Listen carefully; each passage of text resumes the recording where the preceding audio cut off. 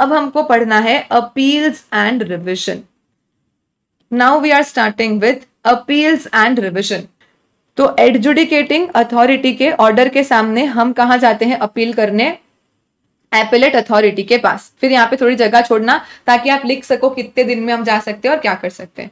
फिर appellate authority के आगे अगर हमको ऑर्डर करना, अपील करनी होती है तो हम जाते हैं एपेलेट ट्रिब्यूनल के पास। अभी एपेलेट ट्रिब्यूनल में क्या होता है, दो बेंचेस होती है, एक होती है प्रिंसिपल बेंच और एक होती है स्टेट बेंच। तो यहाँ पे क्या होगा, एपेलेट ट्रिब्यूनल के अंदर किसको जाके अपील करनी है, उसके लिए we have principal bench and we have state bench. अभी यहाँ पे क्या है, अमेंडमेंट है। पहले हम इसको नेशनल बेंच बोलते थे, which is now principal bench. तो अगर कभी कोई पुराना क्वेश्चन पेपर देखोगे तो सब कुछ सेम रहेगा, टाइम लिमिट एवरीथिंग, वहां पे सिर्फ शायद नेशनल बेंच लिखा होगा, जो कि अब हमारे लिए प्रिंसिपल बेंच हो जाता है।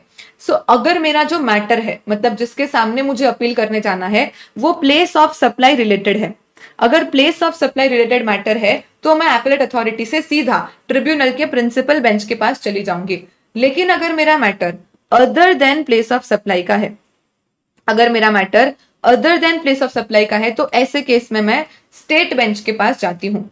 अब स्टेट बेंच के आगे अगर अपील करनी है तो फिर हाई कोर्ट, और हाई कोर्ट के आगे अपील करनी है तो सुप्रीम कोर्ट के आगे किसी को कभी भी अपील आप नहीं कर सकते हो, फिर चुपचाप घर पे बैठो। ठीक है, सो this is the hierarchy number 1, जहां पे एडजुडिकेटिंग अथॉरिटी से एपेलेट अथॉरिटी, एपेलेट अथॉरिटी से एपेलेट ट्रिब्यूनल। लेकिन ट्रिब्यूनल में जब आओगे तब आपको देखना पड़ेगा कि प्लेस ऑफ सप्लाई का मैटर है कि other than place of supply का मैटर है। अगर प्लेस ऑफ सप्लाई का मैटर है तो हम प्रिंसिपल बेंच के पास जाते हैं, जिसके सामने सीधी अपील सुप्रीम कोर्ट में ही होती है, क्योंकि हाई कोर्ट हर एक स्टेट का होता है। अब अगर प्लेस ऑफ सप्लाई का मैटर है और स्टेट को इन्वॉल्व किया तो कॉन्फ्लिक्ट ऑफ इंटरेस्ट आ जाएगा, तो प्रिंसिपल बेंच के सामने सीधी अपील सुप्रीम कोर्ट को ही होती है। लेकिन अगर other than place of supply का मैटर है तो हम स्टेट बेंच के पास जाते हैं, स्टेट बेंच के आगे हाई कोर्ट और हाई कोर्ट के आगे सुप्रीम कोर्ट। ये हमारी पूरी हायरार्की ऑफ अपील्स है कि हमको कैसे कब किसके सामने एप्लीकेशन करनी है अपील को लेके। Is this clear? और ये सबने नोट डाउन कर लिया है और इसको याद कर लेना। और यही पूरा चैप्टर है, यहाँ पे चैप्टर खत्म। अब हमको चैप्टर में पढ़ना क्या है कि अगर यहाँ से यहाँ अपील करनी है तो कितने दिन में करनी है, कितनी फीस लगेगी, क्या प्री डिपॉजिट लगेगा। तो अब हर एक स्टेप पे कितने कितने दिन में अपील कर सकते हैं, क्या क्या फीस लगती है, क्या क्या प्री डिपॉजिट लगता है, कौन अथॉरिटी होगी, बस हमको ये पढ़ना है। मोर और लेस चैप्टर का स्ट्रक्चर बस इतना ही है। ठीक है, चलो तो अब एक एक करके शुरू करते हैं। सबसे पहले सेक्शन 107 जो बोलता है अपील्स टू एपेलेट अथॉरिटी। मतलब क्या होगा कि सबसे पहले एडजुडिकेटिंग अथॉरिटी का अपने पास कोई ऑर्डर आया होगा जिसके सामने फर्स्ट अपील कहाँ किसके सामने होती है, तो एपेलेट अथॉरिटी के पास होती है। So section 107 appeals to appellate authority. अब यहाँ पे दो चीज हो सकती है, या तो टैक्स पेयर अग्रीव्ड है या तो डिपार्टमेंट अग्रीव्ड है। ठीक है, डिपार्टमेंटल अपील भी होती है जहां पे डिपार्टमेंट खुद ही अपील कर सकता है आगे, जिसको हम रिव्यू एप्लीकेशन बोलते हैं।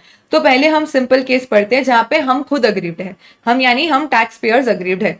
तो केस नंबर ए जहां पे एडजुडिकेटिंग अथॉरिटी का ऑर्डर आया और हम एज टैक्स पेयर्स अग्रीव्ड है। ऐसे केस में हम क्या करते हैं, जो भी डिसीजन आया है एडजुडिकेटिंग अथॉरिटी का, उसके सामने अपील करने हम चले जाते हैं एपेलेट अथॉरिटी के पास। टाइम लिमिट क्या है, with in 3 months plus 1 month। 1 month का आगे कॉन्टिन्यूशन ऑफ डिले मिल सकता है अगर आप रीजन बताओ तो, वरना normal time limit is 3 months from the date of communication of order. Now this is important. मानो कि क्वेश्चन ऐसा बोलता है कि एडजुडिकेटिंग अथॉरिटी का ऑर्डर आया 10th May 2024 को, बट वो ऑर्डर आपको कम्युनिकेट हुआ 12th May 2024 को। तो आपका जो 1 month, आपका जो 3 month प्लस 1 month का टाइम है अपील फाइल करने के लिए, दैट स्टार्ट्स फ्रॉम 12th, जिस दिन आपको ऑर्डर कम्युनिकेट किया गया है, ना कि जिस दिन इशू किया है। ये छोटी छोटी चीजों को लेके आईसीआई एमसीक्यूज में या क्वेश्चंस में आपको घुमा देती है। तो कौन सी डेट से गिनना है, कौन से रेट से गिनना है, ये सारी छोटी छोटी चीजों पे अब यहाँ पे हमको ध्यान देना है। Also because of amendment for your attempt appeals chapter becomes important. So time limit क्या बोलता है, एडजुडिकेटिंग अथॉरिटी के आगे एपेलेट अथॉरिटी के पास जाना है तो 3 months प्लस 1 month के अंदर अंदर जाना है। कब, जब आप as a tax payer aggrieved हो। डिपार्टमेंट अग्रीव्ड है तो उसको ज्यादा टाइम दिया है गवर्नमेंट ने। ठीक है, अभी सबमिट क्या करनी है आपको, सबमिट करना है एक application in GST APL 01। So APL 01 नाम का एक एप्लीकेशन आपको सबमिट करना है। सबमिट करते ही एक बार आपको प्रोविजनल एक्नॉलेजमेंट इमीडिएटली इश्यू कर देते हैं। अभी यहाँ पे अमेंडमेंट क्या बोलता है कि ये जीएसटी एपीएल 01 आपको इलेक्ट्रॉनिकली ही फाइल करना पड़ेगा। पहले एक्ट में सिर्फ इतना लिखा था कि जीएसटी एपीएल 01 फाइल करना है, यहाँ पे अब इन्होंने एक इलेक्ट्रॉनिकली वर्ड इंसर्ट कर दिया। हावेवर इन्होंने ऐसा बोला कि अपील वैसे तो आपको हमेशा इलेक्ट्रॉनिकली ही फाइल करनी है, लेकिन इन 2 केस में मैन्युअली भी करने देंगे। तो appeal to the appellate authority may be filed manually in GST APL 01 कब अलॉन्ग विथ रेलेवेंट डॉक्यूमेंट्स, अगर कमिश्नर ने नोटिफाई किया है तो। अगर कमिश्नर ने बोला कि इसके लिए आप मैन्युअल करो तो मैन्युअल करना, या तो फिर कोई ऐसा रीजन है जिसके कारण हम कॉमन पोर्टल पे नहीं कर पा रहे हैं electronically file. The same cannot be filed electronically due to non-availability of decision order to be appealed against on the common portal। अब यहाँ पे क्या होता है देखो, जब एक एडजुडिकेटिंग अथॉरिटी ऑर्डर इश्यू करती है तो मोस्टली वो जो ऑर्डर की कॉपी होती है वो कॉमन पोर्टल पे अपलोड होती है, यानी जो जीएसटी का कॉमन पोर्टल है उसके ऊपर ही वो लोग उस ऑर्डर डिसीजन की कॉपी डाल देते हैं। तो ऐसे केस में आप इलेक्ट्रॉनिकली ही उसके सामने अपील कर दो। लेकिन जब एडजुडिकेटिंग अथॉरिटी ने ऑर्डर दिया तो अथॉरिटी ने ही मैन्युअल ऑर्डर दिया है, मतलब एडजुडिकेटिंग अथॉरिटी ने वो ऑर्डर डिसीजन को पोर्टल पे अपलोड नहीं किया है। तो ऐसे केस में आप उसके सामने इलेक्ट्रॉनिक एप्लीकेशन कैसे करोगे? तो ये 2 यहाँ पे इन लोगों ने एक्सेप्शन डाल दिए हैं, जहां पे अगर कमिश्नर ने नोटिफाई कर दिया तो आप मैन्युअली फाइल कर सकते हो, या तो फिर आप मैन्युअली फाइल करने की पोजीशन में नहीं हो ड्यू टू एनी रीजन, कि मानो कि आपका जो ऑर्डर है वो अवेलेबल ही नहीं है कॉमन पोर्टल पे, तो आप कॉमन पोर्टल पे उसके सामने अपील कैसे करोगे? तो इन 2 केसेस में आप मैन्युअल अपील फाइल कर सकते हो। हावेवर उसके अलावा हमेशा क्या हो जाएगा, आपको जीएसटी एपीएल 01 इलेक्ट्रॉनिकली ही फाइल करना होता है, और इलेक्ट्रॉनिकली फाइल करते ही प्रोविजनल एक्नॉलेजमेंट एक बार इश्यू हो जाता है। उसके बाद अगेन यहाँ पे ये वाला स्टार मार्क क्या बोलता है, देखो ये ऐसा बोलता है कि जिस दिन आपने अपील किया, जिस दिन आपने जीएसटी एपीएल 01 फाइल किया, वहां से 7 डेज के अंदर अंदर आपको ऑर्डर की कॉपी सबमिट करनी होती है कि कौन से ऑर्डर के अगेंस्ट आप अपील कर रहे हो। हावेवर ये कॉपी सबमिट करने की जरूरत नहीं है अगर आपने इलेक्ट्रॉनिकली ही अपील फाइल की है, जब आपका जो ओरिजिनल एडजुडिकेटिंग अथॉरिटी का ऑर्डर था वो पोर्टल पे अवेलेबल है।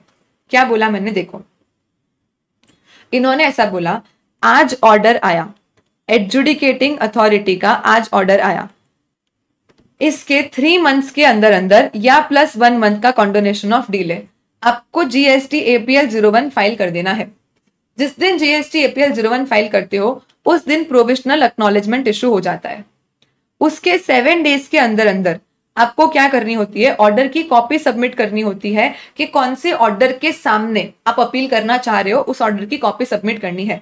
अगर आप ये कॉपी इन 7 डेज के अंदर अंदर सबमिट कर देते हो तो जिस दिन आपको प्रोविजनल एक्नॉलेजमेंट इशू किया गया था वही आपकी final date of filing application हो जाती है।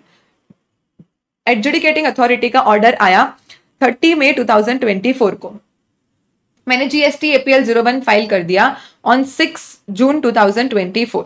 इसके 7 डेज के अंदर अंदर मान लो मैंने 8 जून 2024 को कॉपी सबमिट कर दिया जिसके सामने मैंने अपील फाइल करनी थी, तो ऐसे केस में विद इन 7 डेज हो गया। तो ये जो मेरा 6/4/2024 होगा, जो मेरी प्रोविजनल एक्नॉलेजमेंट की डेट थी, यही मेरी final date of filing application हो जाएगी।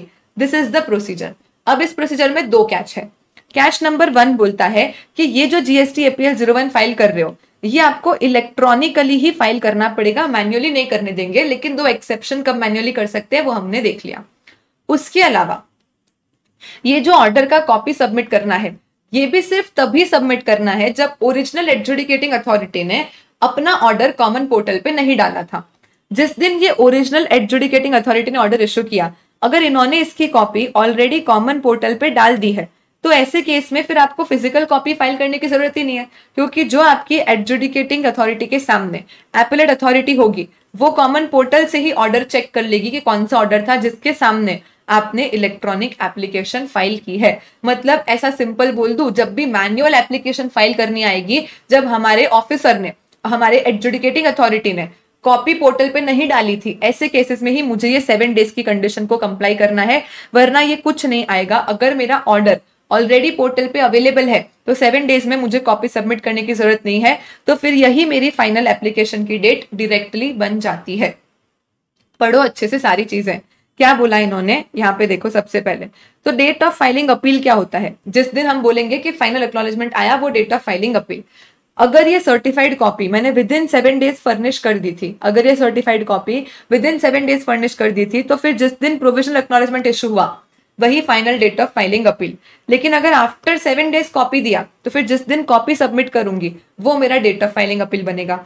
लेकिन समझो ये कॉपी फर्निश करने की जरूरत ही नहीं होगी अगर मेरा ऑर्डर इलेक्ट्रॉनिकली पास हुआ है तो such copy has to be submitted only जब डिसीजन ऑर्डर जिसके सामने अपील कर रहे हैं वो मैन्युअली पास हुआ था, मतलब वो पोर्टल पे अपलोडेड नहीं है। तो ऐसे केस में मुझे ये कॉपी देना पड़ेगा। अगर वो ऑलरेडी पोर्टल पे अपलोडेड है तो 7 डेज में मुझे कोई कॉपी देना ही नहीं है, यानी जिस दिन APL 01 फाइल किया वही प्रोविजनल एक्नॉलेजमेंट और वही फाइनल एक्नॉलेजमेंट दोनों की डेट बन जाएगी।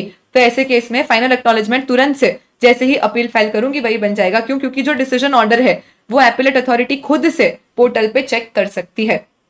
और इसी रीजन से अगर इलेक्ट्रॉनिकली अवेलेबल है मेरा अपील, जिस ऑर्डर जिसके सामने अपील करना है, तो मैं इलेक्ट्रॉनिकली सीधा ही अपील कर दूंगी।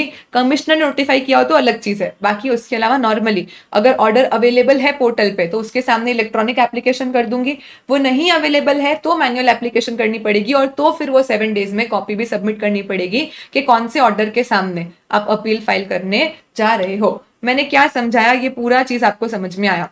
Also this example I taken कि एडजुडिकेटिंग अथॉरिटी ने ऑर्डर पास किया 23 सितंबर को, पर कम्युनिकेट हुआ 28 सितंबर को, तो आपका जो 3 मंथ्स का टाइम लिमिट स्टार्ट होता है वो 28 सितंबर से होगा। मतलब 28 सितंबर से 3 मंथ 28 दिसंबर हो जाएगा। ये एग्जाम्पल मैं ऑलरेडी आपके साथ ले चुकी हूँ।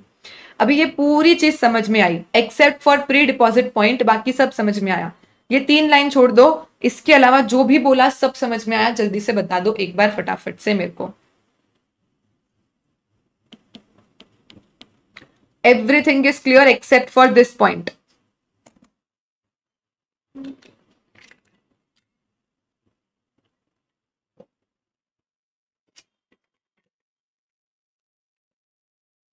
डन। चलो अब ये क्या बोलता है, जब भी आप अपील फाइल करते हो, जब भी आप एडजुडिकेटिंग अथॉरिटी के सामने एपेलेट अथॉरिटी के आगे जाके अपील फाइल करते हो, ना नवनीत ऐसा नहीं होता है। अगर पोर्टल पे अपलोडेड है तो वो पोर्टल पे अपलोडेड है, आप चाहो तो प्रिंट निकालो हार्ड कॉपी करो वो सब अलग बात है। पोर्टल पे कॉपी अवेलेबल है that means it is electronically issued order. चलो ये मैंडेटरी प्री डिपॉजिट क्या बोलता है तो समझो। अगर जैसे मानो एडजुडिकेटिंग अथॉरिटी का ऑर्डर आया और एडजुडिकेटिंग अथॉरिटी ने ऐसा बोला कि आपको 10 लाख का टैक्स, आपको 10 लाख का टैक्स और मानो के 3 लाख का पेनल्टी पे करना है, ठीक है। इंटरेस्ट तो बोले ना बोले वैसे भी हम पे कर ही देते हैं, वो अलग बात है। मानो 10 लाख का टैक्स और 3 लाख का पेनल्टी पे करने के लिए मुझे एडजुडिकेटिंग अथॉरिटी ने ऑर्डर पास कर दिया। इसमें से मैं मानती हूं, I accept, I admit, what I admit कि मेरी 4 लाख की टैक्स लाइबिलिटी बनती है और मेरा 50,000 का पेनल्टी बनता है। सो मैंने एडमिट कर लिया कि मेरा 4 लाख का टैक्स बनता है और 50,000 का पेनल्टी बनता है। यानी मैं क्या डिस्प्यूट कर रही हूं, व्हाट आई एम डिस्प्यूटिंग। जब मैं अपील फाइल कर रही हूं तो मैं डिस्प्यूट कर रही हूं कि मेरा 6 लाख का टैक्स नहीं बनना चाहिए और दूसरा मेरा 2.5 लाख का पेनल्टी नहीं बनना चाहिए, is what I M disputing. अब ऐसे केस में डिपार्टमेंट बोलता है आपने जितना भी अमाउंट एडमिट कर लिया है, तो मैंने क्या अमाउंट एडमिट किया है, मैंने 4 लाख का टैक्स और 50K का पेनल्टी एडमिट कर लिया है। मतलब मुझे 4.5 लाख जो भी मैंने एडमिट कर लिया है, टैक्स इंटरेस्ट फीस पेनल्टी जितना भी अमाउंट मैं एडमिट कर चुकी हूं, वो सारा का सारा एडमिटेड अमाउंट का मुझे क्या करना है, 100% अमाउंट पे कर देना है, बिकॉज वो तो एडमिटेड है, वो तो वैसे भी पे करना है। अब जितना डिस्प्यूटेड है उसमें इन्होंने अमाउंट वर्ड नहीं लिखा है। देखो समझो एक डिफरेंस क्या है, 100% of amount they are saying, amount includes everything, tax interest penalties late fees सब कुछ अमाउंट में आ जाता है। तो एडमिट जो भी कर लिया वो 100% अमाउंट आप दे दो। लेकिन आपने जो डिस्प्यूट किया है, तो टैक्स इन डिस्प्यूट कितना है उसका 10%। टैक्स इन डिस्प्यूट कितना है, टैक्स इन डिस्प्यूट मेरा 6 लाख है, राइट। आई एम डिस्प्यूटिंग कि 10 में से 6 का टैक्स मेरा नहीं बनता है, तो बस सिर्फ इसका 10% is what I am required to pay as a pre deposit, और ये भी मैक्सिमम 25 करोड़ हो सकता है। मतलब अगर 10% ऑफ टैक्स 25 करोड़ से ज्यादा हो जाए तो ऐसे केस में मुझे मैक्सिमम कितना पे करना रहेगा, 25 करोड़ ही पे करना रहेगा। So they are saying mandatory pre deposit, आपका अपील एक्सेप्ट ही तब किया जाएगा जब आप क्या करो, ये प्री डिपॉजिट अमाउंट फाइल करो। तो इसको एक्सेप्ट कब करेंगे, जब प्री डिपॉजिट अमाउंट फाइल कर दो। प्री डिपॉजिट अमाउंट क्या है, जो एडमिट कर लिया, एडमिट कर लिया तो कोई आनाकानी है ही नहीं, वो तो पे करना ही है। तो be it tax, interest, penalty, late fees, जो भी है जितना भी एडमिट कर लिया वो पूरा आपको 100% पे कर देना है।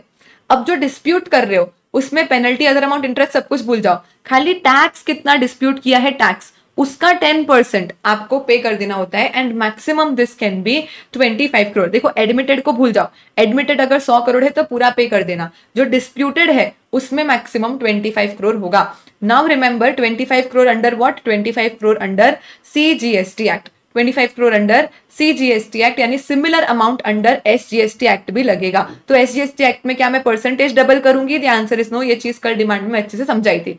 तो परसेंटेज तो डबल नहीं होगा, तो C प्लस SGST, यानी कभी IGST की अपील होगी तो IGST की अपील के लिए हम क्या बोलेंगे, 10% ऑफ डिस्प्यूटेड टैक्स और 50 crore whichever is higher, sorry whichever is lower, उतना हमको पे करना रहेगा, क्योंकि maximum they are saying 50 crore. तो ये जो गवर्नमेंट ने हेवाई नोटिस इशू की है गेमिंग कंपनीज और वगैरह को, तो अब वहां पे लोग बोल रहे हैं कि आप अपील फाइल कर दो, आराम से अपील जीत जाओगे, प्रॉब्लम क्या है, ठीक है। सो पीपल आर सेइंग कि भाई गवर्नमेंट ने ऐसे कैसे सारी गेमिंग कंपनीज को नोटिस इशू कर दी, बिकॉज जो रूल वो लोग लेके आए थे, रूल 32B 32C जो लेके आए गेमिंग कंपनीज के लिए, वो तो अब लेके आए हो कि पूरी 100% वैल्यू पे GST लगाना है, पहले तो था नहीं। अब रूल लाके आप पहले से कैसे नोटिस इशू कर सकते हो, आप अपील फाइल करो, आप जीत जाओगे। द प्रॉब्लम इज नॉट कि हम जीत जाएंगे, द प्रॉब्लम इज कि अपील फाइल करने के लिए हमको ये पैसा चाहिए। जब तक प्री डिपॉजिट का पैसा देंगे नहीं, हमारा अपील एक्सेप्ट नहीं होगा। अभी उन लोगों को हजारों करोड़ की नोटिस इशू की गई है, यानी उसका 10% देखोगे तो 50 करोड़ से तो कम ही आएगा, लेकिन फिर भी उनको C प्लस SGST मिला के 50 करोड़ का अमाउंट तो प्री डिपॉजिट देना पड़ेगा। तो प्री डिपॉजिट देने के लिए अपने पास 50 करोड़ होने भी तो चाहिए। तो एक प्रॉब्लम ये है भाई, इट इज इजी टू से कि गवर्नमेंट ने नोटिस इशू किया है, आप अपील फाइल कर दो, आप अपील जीत जाओगे, बिकॉज केस आपके फेवर में देखने में लग रहा है। अपील फाइल करने में प्रॉब्लम नहीं है, अपील फाइल करने के लिए हमको प्री डिपॉजिट चाहिए, और प्री डिपॉजिट चलो उनको तो हजारों करोड़ के नोटिस इशू किए हैं, तो हजारों करोड़ का 10% 100 करोड़ 200 करोड़ के आसपास कुछ होगा, जो भी जितने अमाउंट का भी नोटिस है, तो मैक्सिमम 50 करोड़। अरे पर किसके पास 50 करोड़ एम ही पड़े होते हैं कि जाके डिपार्टमेंट को दे दो। अब जब तक अपील चलती है तब तक प्री डिपॉजिट का पैसा भी वापस नहीं मिलता है, तो ये 50 करोड़ तो ब्लॉक हो जाएंगे ना, जस्ट बिकॉज हमको अपील फाइल करनी है। So that is the problem arising in filing appeal, right. चलो, उसके अलावा बाद में आप जीत वित जाते हो तो आपको 6% पर एनम इंटरेस्ट के साथ, जिस दिन भी आपने डिपॉजिट किया था वहां से पेमेंट की डेट तक पूरा आपको 6% इंटरेस्ट के साथ डिपॉजिट का अमाउंट वापस दे देते हैं। So interest at the rate of 6% on refund of deposit, जिस दिन भी आपने डिपॉजिट पे किया था वहां से जिस दिन भी आपको डिपॉजिट वापस दिया उतने दिन का आपको 6% इंटरेस्ट के साथ ये डिपॉजिट फिर से दे देते हैं, राइट। ये सारी चीज हमने डिस्कस की। अब वो तो केस ए था जब टैक्स पेयर अग्रीव्ड है। Now what if department aggrieved है, डिपार्टमेंट भी आगे अपील कर सकता है, यस, जिसको हम रिव्यू एप्लीकेशन बोलते हैं, कि खुद ही ने ऑर्डर पास किया है और अब खुद ही आगे अपील करना चाहते हैं, जिसको हम रिव्यू एप्लीकेशन बोलते हैं। तो अब ऐसे केस में क्या हो सकता है, या तो कमिश्नर ओन मोशन पे, या तो किसी दूसरे SGST UTGST ऑफिसर ने रिक्वेस्ट किया है, तो ऐसे केस में वो रिक्वेस्ट कर सकते हैं कि यार एक बार जो ऑर्डर पास हुआ था ना वो फिर से चेक करो, वो ऑर्डर क्या करो फिर से चेक करो। तो जो हमारा अपील होता है वो GST APL 01 में होता है, डिपार्टमेंटल अपील GST APL 03 में होता है। हमको 3 मंथ प्लस 1 मंथ का टाइम दिया है, खुद ने चापलो ने 6 मंथ प्लस 1 मंथ का टाइम अपने पास रखा है। तो या तो ये ऑफिसर खुद या अपने सबऑर्डिनेट को बोल सकते हैं कि तुम एपेलेट अथॉरिटी के पास एपेलेट अथॉरिटी के पास जाके अपील फाइल कर दो with in 6 month plus 1 month in GST APL 03। सीधी सी बात है, डिपार्टमेंट को तो कोई प्री डिपॉजिट देने की जरूरत नहीं होती है। तो ये लोग क्यों करते हैं ये अपील फाइल, बिकॉज इनको एग्जामिन करना होता है कि भाई इनको सेटिस्फाई करना है अपने आप को कि जब भी प्रॉपर ऑफिसर ने वो ओरिजिनल एडजुडिकेटिंग ऑर्डर इशू किया होगा तो उसमें सारी लीगैलिटीज को ढंग से ध्यान में रखा था ना, सारा डिसीजन प्रॉपर तो लिया था ना। इनको ऐसा लग सकता है कि तुमने सिर्फ 10 करोड़ का नोटिस इशू किया, वेयर इज एक्चुअली 20 करोड़ का करना चाहिए था, मतलब तुमने शायद कुछ तो रेवेन्यू को हार्म पहुंचाया है, नोटिस गलत इशू किया है, गलत ऑर्डर इशू किया है। तो फिर ऐसे केस में ये लोग खुद के खुद के ही ऑर्डर के सामने आगे जाके अपील फाइल कर सकते हैं। अपन को टाइम दिया है 3 मंथ प्लस 1 मंथ, खुद ने टाइम रखा है 6 मंथ प्लस 1 मंथ, और यहाँ पे कोई प्री डिपॉजिट की जरूरत नहीं होती है, राइट। अभी रूल 109C क्या बोलता है कि कभी भी अपील फाइल की है या तो आपने या डिपार्टमेंट ने, APL 0103 दोनों कवर हो जाता है। एपेलेंट ने क्या किया है, अपील फाइल किया है, और आपको अभी तक अपील फाइल करने के बाद आगे की अथॉरिटी का कोई नोटिस या ऑर्डर नहीं आया है, मतलब सिर्फ अपील फाइल हुई है, सामने अपील फाइल करने के बाद जो हायर अथॉरिटी है वहां से कोई ऑर्डर नोटिस कुछ नहीं आया है, उसके पहले अगर आप विड्रॉ करना चाहते हो आपकी अपील तो आप विड्रॉ कर सकते हो। So rule 109C talks about कि एक बार आपने अपील फाइल कर दी, अब हायर अथॉरिटी का ऑर्डर कुछ आ जाए फिर तो विड्रॉल हो नहीं सकता, पर हायर अथॉरिटी का अभी तक ऑर्डर नोटिस कुछ भी नहीं आया है और उसके पहले अगर मुझे अपनी अपील विड्रॉ करनी है तो क्या मैं कर सकती हूँ? द आंसर इज यस, कर सकते हो। देखो, अगर अभी तक सिर्फ प्रोविजनल एक्नॉलेजमेंट ही इशू हुआ था, फाइनल एक्नॉलेजमेंट इशू नहीं हुआ है, तो ऐसे केस में आप सीधा विड्रॉ कर दो, आपको किसी से कुछ नहीं पूछना है, बिकॉज फाइनल एक्नॉलेजमेंट इशू नहीं हुआ है। लेकिन एक बार फाइनल एक्नॉलेजमेंट इशू हो जाता है तो उसके बाद आपको विड्रॉ करने के लिए परमिशन लेनी पड़ती है। एडजुडिकेटिंग अथॉरिटी के सामने एपेलेट अथॉरिटी को मैंने अपील कर दिया, फाइनल एक्नॉलेजमेंट इशू हो गया, जो कि मोस्टली क्योंकि हम इलेक्ट्रॉनिकली अपील फाइल करते हैं तो सेम डे ही इशू हो जाता है। इसके बाद if I want to withdraw I can, मुझे सिर्फ एक बार इस अथॉरिटी को पूछना पड़ेगा कि भाई मुझे विड्रॉ करना है, तो वो मुझे विद इन 7 डेज बता देंगे कि चलो ठीक है जाओ कर लो विड्रॉ। अभी मानो आज विड्रॉ किया और फिर विड्रॉ करने के बाद वापस मूड चेंज हो गया कि नहीं मुझे तो अपील फाइल करनी है, तो let's say for example original adjudicating authority का ऑर्डर आया था ऑन 20 दिसंबर 2024, मैंने अपील फाइल कर दिया था इसके सामने ऑन 10 जन 2025। उसके बाद मेरा मूड चेंज हो गया तो उत्तरायण के दिन 14 जन 25 को मैंने अपनी अपील को विड्रॉ भी कर लिया। अब मुझे फिर से ऐसा लग रहा है कि यार गलत विड्रॉ किया, अपील तो ठीक ही थी, तो अगर फिर से इसी मैटर के लिए अपील फाइल करनी है आपको, तो जो ओरिजिनल डेट थी यहीं से 3 मंथ्स या 6 मंथ्स डिपेंडिंग अपॉन आप या डिपार्टमेंट किसको अपील फाइल करनी है, यहीं से फिर से इस टाइम पीरियड के अंदर अंदर ही आप फिर से अपील फाइल कर सकते हो। मतलब आपको विड्रॉल से फ्रेश टाइम नहीं मिलता है, जो 3 मंथ्स आपके पास है उसी में विड्रॉ करके फिर से फाइल करना है कर दो, या जो 6 मंथ्स डिपार्टमेंट के पास है उसी में विड्रॉ करके फिर से फाइल करना है कर दो। ऐसा नहीं होगा कि एक बार विड्रॉ किया तो आपको फ्रेश 3 या 6 मंथ्स का टाइम मिलता है। यानी इस केस में 20 दिसंबर 24 से आई वुड से कि मार्च 2025 तक मेरे पास टाइम रहेगा कि उसके बीच में कभी विड्रॉ किया है तो फिर से फाइल करना है, तो ओरिजिनल टाइम लिमिट को रिस्पेक्ट करना पड़ेगा वापस से अपील फाइल करने के लिए। सो दे आर सेइंग कि फर्दर अगर कोई आपको फ्रेश अपील फाइल करनी है तो उसके लिए जो ओरिजिनल टाइम लिमिट पड़ी थी ऊपर सेक्शन 107 की, वो ही ओरिजिनल टाइम लिमिट आपको रिस्पेक्ट करनी पड़ेगी। डन। अभी आपने अपील फाइल किया तो अपील प्रोसेस क्या फॉलो होता है? नेचुरल जस्टिस के प्रिंसिपल्स। अब यार देखो, हर टीनेजर का ना ये नेचुरल राइट होता है कि हमको एक बार गोवा जाने मिलना ही चाहिए दोस्तों के साथ, तो यार ये तो हमारा नेचुरल जस्टिस है, हमारा हक है कि हर टीनेजर को अपनी लाइफ में एक बार दोस्तों के साथ गोवा जाने का मौका मिलना ही चाहिए। तो भाई ऐसे केस में प्रिंसिपल्स ऑफ नेचुरल जस्टिस हम याद रख लेते हैं गोवा, विच इज कि एडिशनल ग्राउंड्स परमिट करे, आपको opportunity of being heard they, और मैक्सिमम 3 एडजर्नमेंट्स पॉसिबल होते हैं अगर आप नहीं आ पाते हो, नहीं पेश हो पाते हो for any reason. So maximum 3 adjournments, opportunity of being heard, और आप क्या बोलना चाहते हो आपके ग्राउंड सुने जाए, इतना आपका principles of natural justice follow किया जाता है जब भी अपील की प्रोसीडिंग्स सुनी जाती है तब।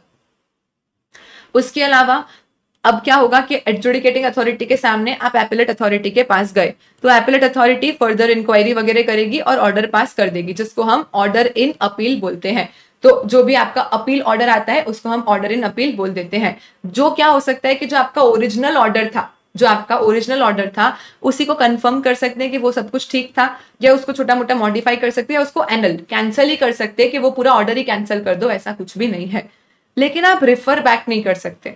मतलब एक बार एडजुडिकेटिंग अथॉरिटी के सामने मैंने अपील की एपेलेट अथॉरिटी के पास, तो अब एपेलेट अथॉरिटी को ही डिसीजन देना पड़ेगा, वो फिर से केस रिफर बैक नहीं कर सकते एडजुडिकेटिंग अथॉरिटी को।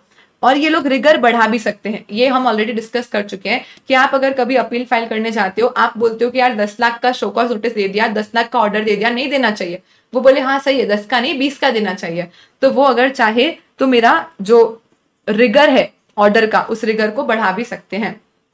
स्पीकिंग ऑर्डर पास करना है, मतलब कोई भी ऑर्डर पास करोगे तो उसका रीजन होना चाहिए कि why this amount and why this order, हर चीज का यहाँ पे रीजन देना जरूरी है।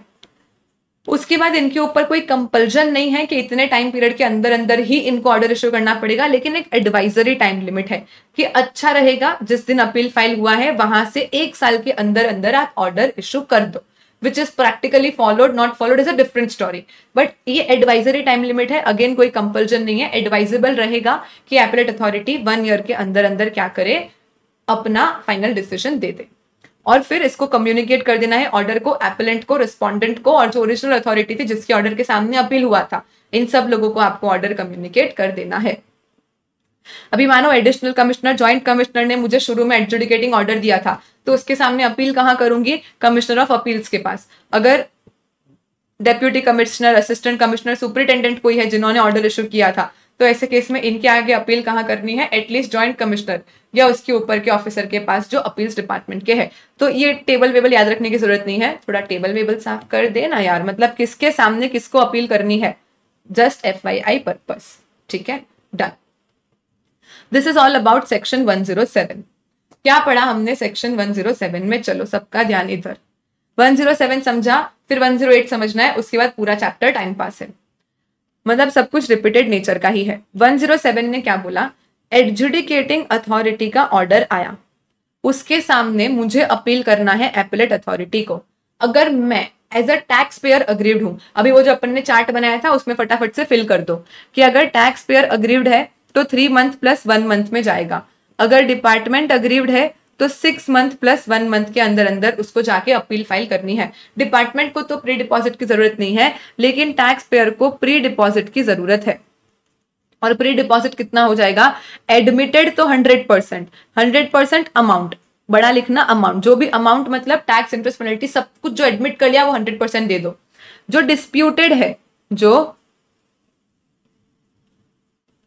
अरे यार हाँ, जो डिस्प्यूटेड है उस डिस्प्यूटेड का आपको सिर्फ और सिर्फ टैक्स का 10%, जो भी मैक्सिमम 25 करोड़ होगा। और एक चीज ध्यान रखना, ये CGST एक्ट है, मतलब IGST में सब कुछ डबल हो जाएगा। This is all that you need to remember. बाकी अपील आपको APL 01 में फाइल करनी है, डिपार्टमेंट को 03 में फाइल करनी है, वो सब याद रखने की जरूरत नहीं है। फिर आपको जब भी इलेक्ट्रॉनिकली ही फाइल करनी है, एक्सेप्ट फॉर 2 सिचुएशंस देख लिया, और 7 डेज में आपको कॉपी देना होता है। कब देना होता है, जब जो ओरिजिनल ऑर्डर था वो पोर्टल पे अवेलेबल नहीं था तो आपको कॉपी देना होता है। ओरिजिनल ऑर्डर अगर पोर्टल पे अवेलेबल था तो ऐसे केस में आपको ऑर्डर की कॉपी देने की जरूरत नहीं है। कभी भी लेकिन कॉपी देने की जरूरत पड़ी तो 7 डेज के अंदर अंदर कॉपी देना, तो प्रोविजनल एक्नॉलेजमेंट वाली डेट ही फाइनल एक्नॉलेजमेंट की डेट मान ली जाएगी। अगर 7 डेज में नहीं दिया तो फिर जिस दिन कॉपी दोगे उस दिन फाइनल एक्नॉलेजमेंट की डेट मानी जाएगी। इलेक्ट्रॉनिकली में तो सारा कुछ सेम डे पे ही हो जाता है। This is all that we have studied after इतना सारा देखने के बाद। चलो, इसके अलावा अगर आपको कभी अपील विड्रॉ करनी है तो आप कर सकते हो, लेकिन अगर फाइनल एक्नॉलेजमेंट इश्यू हो चुका है तो एक बार आपको विड्रॉल करने से पहले परमिशन लेनी पड़ती है। अभी हम बात करते हैं रिविजनल अथॉरिटी की। अब यहाँ पे डिपार्टमेंट ने अपने पास एक रास्ता और ओपन रखा है कि मानो 6 मंथ्स का टाइम खत्म हो गया। अगर डिपार्टमेंट ने 6 मंथ्स के अंदर अंदर कोई रिव्यू एप्लीकेशन नहीं किया था, कोई आगे अपील नहीं किया, उनका टाइम खत्म हो गया, उसके बाद उनकी आत्मा जागी, उसके बाद उनको लगा कि अरे ये केस को फिर से देखना है, लेकिन 6 मंथ्स का टाइम खत्म हो गया, तो अब डिपार्टमेंट के पास एक और ऑप्शन है, which is the option of revisional authority, जिसको हम RA बोलते हैं। अब ये क्या बोलते हैं, तो देखो, या तो revisional authority on own motion, या तो कहीं से इंफॉर्मेशन मिलती है उनको, या CGST UTGST कमिश्नर उनको रिक्वेस्ट करता है। ऐसे केस में ऑलरेडी जो प्रोसीडिंग्स कंप्लीट हो चुकी है और उसका अपील फाइल करने का 6 मंथ्स का टाइम भी जा चुका है, उस केस को वो फिर से रिविजन के लिए ओपन कर सकते हैं। तो ऑन एग्जामिनेशन अगर रिविजनल अथॉरिटी को लगता है कि ओरिजिनल ऑर्डर एरोनियस था, प्रीजुडिशियल था, ज्यादा रेवेन्यू मिलना चाहिए था गवर्नमेंट को लेकिन कम मिला, इलीगल था, इम्प्रॉपर था, प्रॉपरली सारे फैक्ट्स कंसिडर नहीं किए थे, तो ऐसे केस में वो क्या करते हैं, रिवीजन के लिए पूरा का पूरा केस टेकअप कर लेते हैं। जो ओरिजिनल ऑर्डर होता है उसको स्टे कर देते हैं और फिर अपने हिसाब से नया ऑर्डर इश्यू करते हैं, जिसके रिलेशन में अब सबको कंप्लायंसेस करने पड़ते हैं। या तो ये हो सकता है कि CNDG, controller auditor general of India, जब गवर्नमेंट डिपार्टमेंट का ऑडिट करता है तब उसको कुछ मिल जाता है, यानी C&AG को कुछ मिला और C&AG के ऑब्जर्वेशन से आपको C&AG ने बताया। C&AG क्या करता है, हर एक गवर्नमेंट डिपार्टमेंट का ऑडिट वही करता है। तो C&AG जब आपके GST रिलेटेड अकाउंट्स वगैरह देख रहा था तब उसको पता चला कि कुछ तो गड़बड़ हुई है, या तो फिर रिविजन अथॉरिटी को खुद से पता चला, या तो फिर किसी ऑफिसर ने बताया, या कहीं से इंफॉर्मेशन मिली, इससे कोई भी रीजन के कारण केस रिविजन के लिए टेकअप हो गया, तो फिर ऐसे केस में जो आपके ओरिजिनल ऑर्डर के हिसाब से काम चल रहा होगा वो सबका सब स्टे हो जाएगा। और अब ये लोग अपॉर्चुनिटी ऑफ बीइंग हर्ड देके इंक्वायरी करके अपने हिसाब से नया ऑर्डर इशू करेंगे, जिसके लिए अब सबको कंप्लाई करना पड़ेगा। अगर किसके सामने कौन रिविजन अथॉरिटी होती है ये टेबल में दे रखा है। ये स्लाइटली इंपॉर्टेंट है फॉर थ्योरी पर्पस। ये क्या बोलता है कि कौन से केसेस में रिविजन नहीं हो सकता है, कौन से केसेस में रिविजन नहीं हो सकता है। तो सबसे पहला, जिसके सामने अपील हो गई उसके लिए रिविजन नहीं हो सकता है।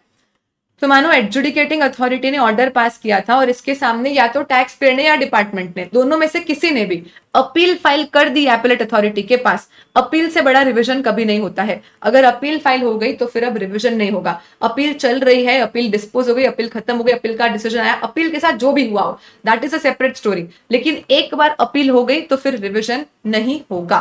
तो ये लोग क्या बोल रहे हैं कि अपील अगर ऑलरेडी फाइल्ड है, अपील अगर ऑलरेडी फाइल्ड है एपेलेट अथॉरिटी के पास, एपेलेट ट्रिब्यूनल के पास, हाई कोर्ट, सुप्रीम कोर्ट, किसी के भी पास अपील चली गई है तो फिर आप रिवीजन नहीं कर सकते हो। लेकिन दो प्रोवाइजोज है इसके।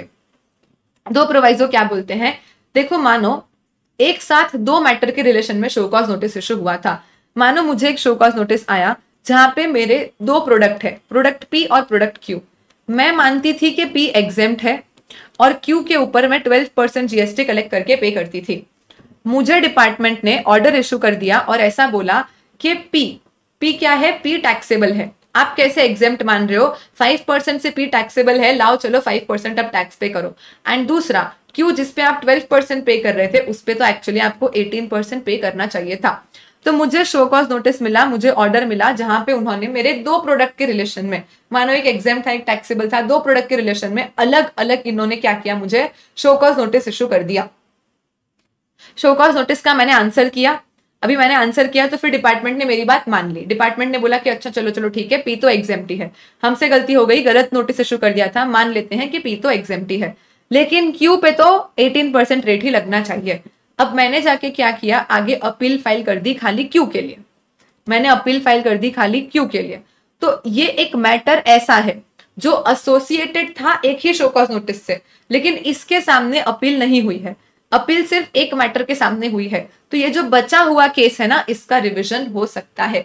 क्या बोला मैंने कि एक पूरा connected show cause notice order है जिसके सामने किसी एक मैटर पे अपील हुई और एक मैटर पे अपील नहीं हुई।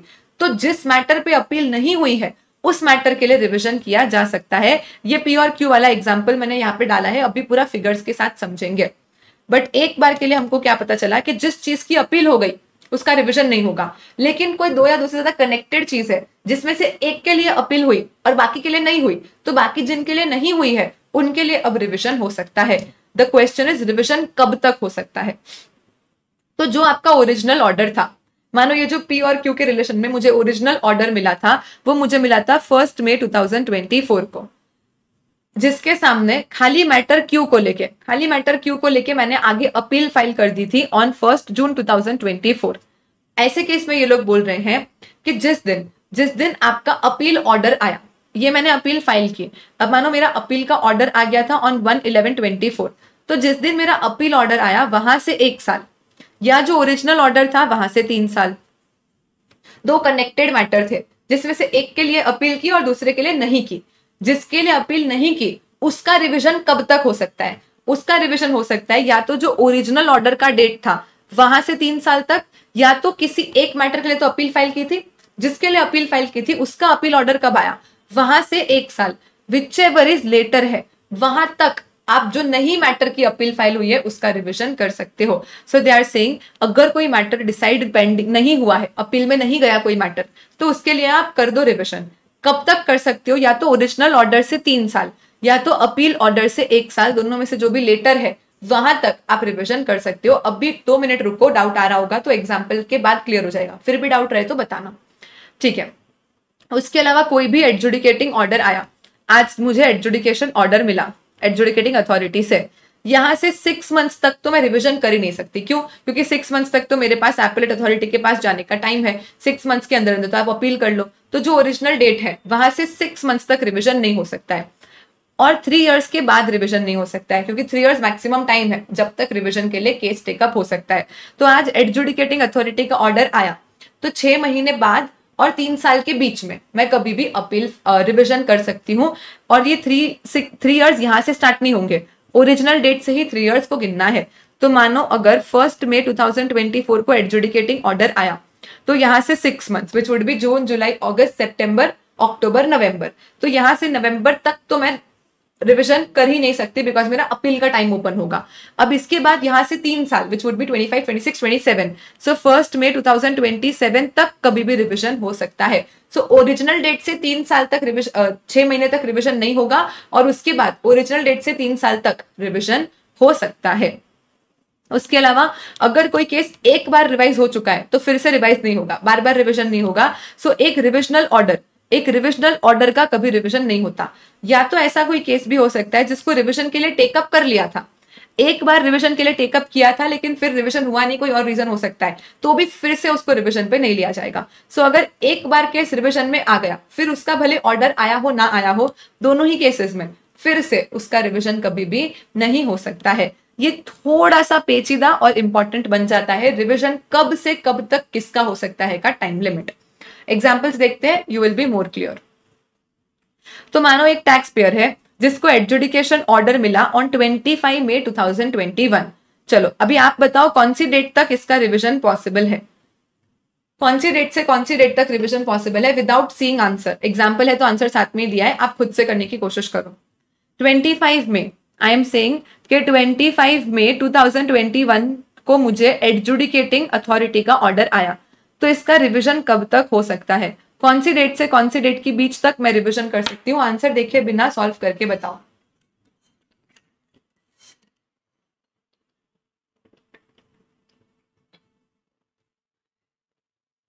सब कोशिश करेंगे और सब आंसर देंगे।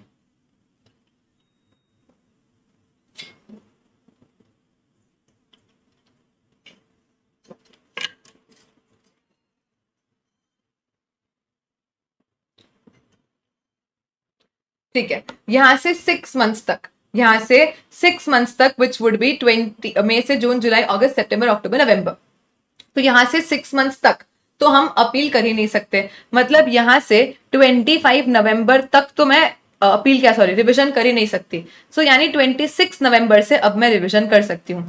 यहाँ से 6 मंथ्स, यहाँ से 6 मंथ्स तक तो अपील के लिए ओपन होगा, यानी यहाँ से 6 मंथ्स तक रिवीजन नहीं हो सकता है। सो 25 नवंबर तक रिवीजन इज नॉट पॉसिबल, तो 26 नवंबर से रिवीजन हो सकता है।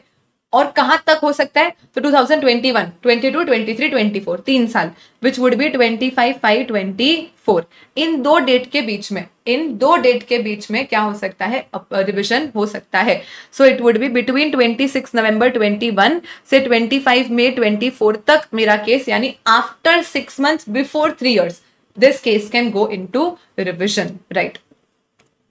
अभी हम वो वाला बात करते हैं जहां पे एक मैटर अपील में गया है और एक नहीं गया है, तो जो नहीं गया उसका रिवीजन कैसे होगा। तो देखो एबीसी प्राइवेट लिमिटेड है जो 2 प्रोडक्ट बनाता है पी एंड क्यू, जहां पे कंपनी प्रोडक्ट पी के लिए एग्जेम्पशन लेती है, प्रोडक्ट क्यू को 12% पे टैक्सेबल करती है। शो कॉज नोटिस इशू हुआ ऐसा बोलते हुए कि पी एग्जेम्पशन के लायक नहीं है, पी टैक्सेबल होना चाहिए, और क्यू पे भी 12% नहीं 18% रेट लगना चाहिए, ऐसा शो कॉज नोटिस आया। लेकिन फाइनली जब एडजुडिकेटिंग अथॉरिटी का ऑर्डर आया, ये शो कॉज नोटिस में था, एंड अल्टीमेटली जब एडजुडिकेटिंग अथॉरिटी का ऑर्डर आया तो उन्होंने ऐसा माना कि चलो ठीक है, क्यू के लिए 12% करेक्ट है, क्यू के लिए 12% करेक्ट है, लेकिन पी का एग्जेम्पशन तो आपने गलत ही लिया है। फाइनल एडजुडिकेटिंग ऑर्डर ऐसा आ गया, तो भाई मैं तो नहीं मानती कि मेरा क्यू का पी का एग्जेम्पशन गलत है, तो मैंने जाके अपील फाइल कर दी। तो मैंने 15 जनवरी को एडजुडिकेटिंग अथॉरिटी के आगे एपेलेट अथॉरिटी के पास अपील फाइल कर दी, कौन से प्रोडक्ट को लेके, प्रोडक्ट पी को लेके, क्योंकि क्यू में डिपार्टमेंट मेरी बात मान गया है, तो मैंने अब पी के लिए जाके अपील फाइल कर दी कि पी में भी मैं तो बोलती हूँ एग्जेम्प्टी है, भले आप बोल रहे हो टैक्सेबल है, ठीक है।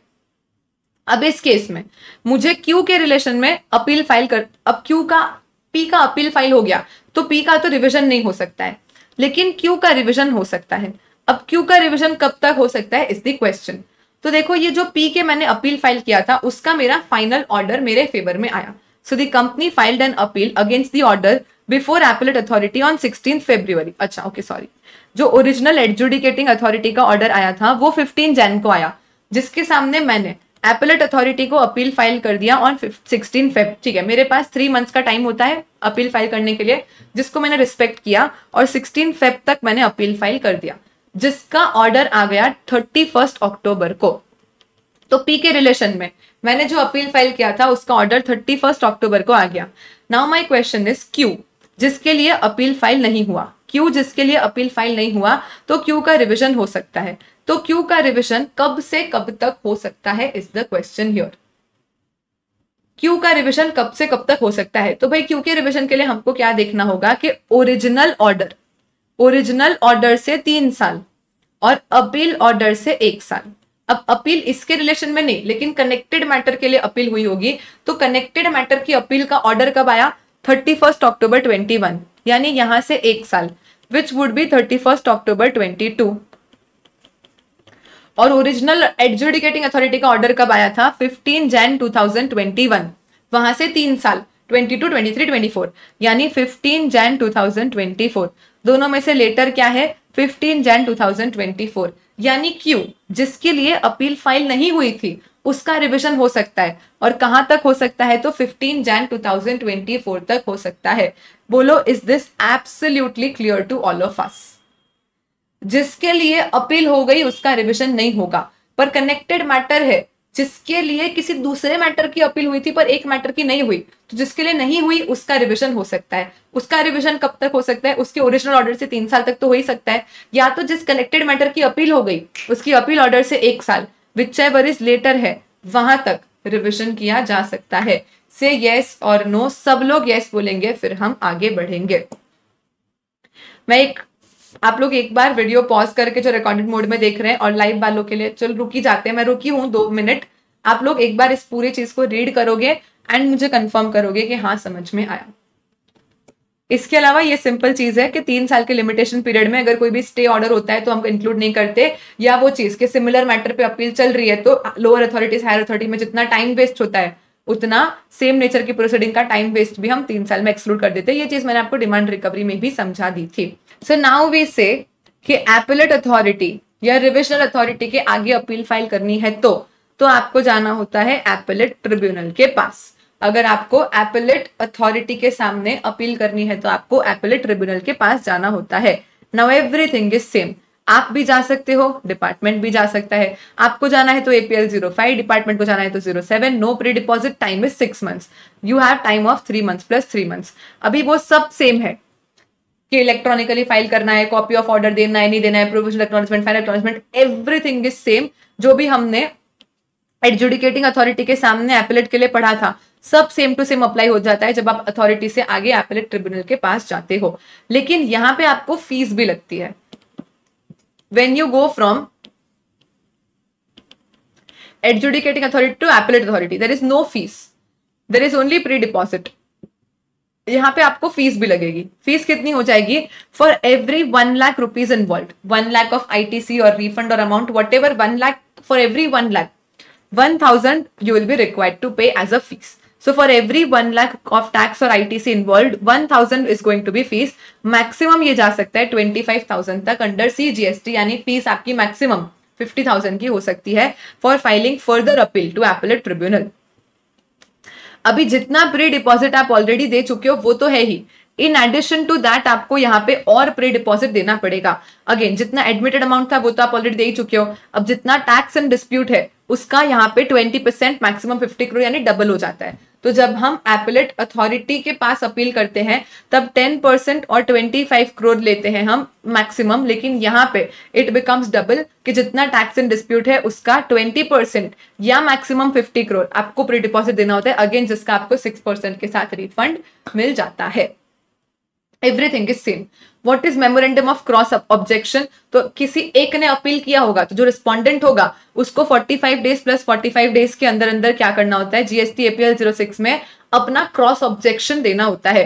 भाई मानो मैंने अपील कर दी आगे एपीलेट ट्रिब्यूनल के पास कि ये मुझे प्रॉब्लम है, तो जो सामने रिस्पोंडेंट है अपील में, सामने जो मेरे सामने लड़ रहा है यानी मेरे सामने डिपार्टमेंट होगा, तो उनको क्रॉस ऑब्जेक्शन फाइल करना रहेगा कि मैंने जो भी एलिगेशंस लगाए हैं उसके सामने उनको क्या बोलना है। तो 45 डेज प्लस 45 डेज का उनके पास टाइम होता है to file memorandum of cross objections. Done. अब हम जाएंगे एपीलेट ट्रिब्यूनल के पास। अभी यहाँ पे क्या है, तो the appellate tribunal can refuse to admit the appeal if the amount involve does not exceed 50,000 rupees. भाई एकदम छोटे मोटे से मैटर के लिए एपीलेट ट्रिब्यूनल मना भी कर सकती है कि हमको अपील सुनना ही नहीं है, जो एडजुडिकेटिंग अथॉरिटी ने बोला वो ठीक ही है। ओके।